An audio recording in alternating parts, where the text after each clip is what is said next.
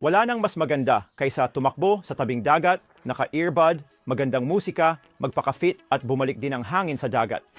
Ang ergonomic fit sa tenga ay isang malaking plus para sa sinumang mananatiling aktibo. Ang paglaban sa pawis ay kapag ako ay namumuo ng tunay na pawis sa pag-eehersisyo, sila ay nagpapanatili talagang mabuti para sa akin. Huwag mag-alala tungkol sa mga ito ay nahuhulog, hindi na kailangang mag-alala tungkol sa kanila, hindi gumagana ng maayos o nahulog sa buhangin.